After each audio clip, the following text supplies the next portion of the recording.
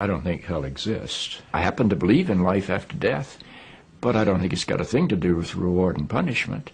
Religion is always in the control business. And that's something people don't really understand. It's in the guilt-producing control business. And if you have heaven as a place where you're rewarded for your goodness and hell as a place where you're punished for your evil, then you sort of have control of the population.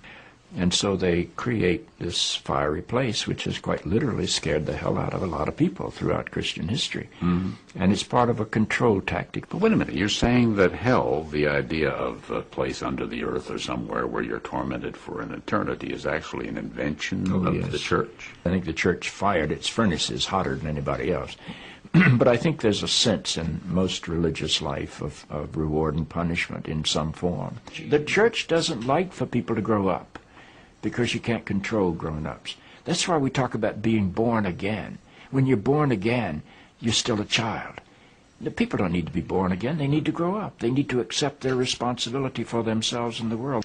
What do you make of the theology, which is quite prominent these days in America, which is that there is one guaranteed way not to go to hell, and that is to accept Jesus as your personal Savior? Yeah, I grew up in that tradition. Every church I know claims that we are the true church, and they have some ultimate authority. We have the infallible Pope, we have the inerrant Bible. The idea that the truth of God can be bound in any human system, by any human creed, by any human book, is almost beyond imagination for me. I mean, God is not a Christian. God is not a Jew or a Muslim or a Hindu or a Buddhist. All of those are human systems which human beings have created to try to help us walk into the mystery of God. I honor my tradition. I walk through my tradition. But I don't believe my tradition defines God. I think it only points me to God. Life is a startling and wondrous experience.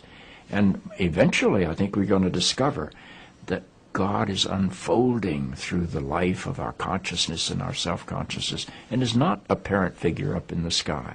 But I believe because I'm related to something that is not bound by time and space, that I will share in whatever God's eternity is.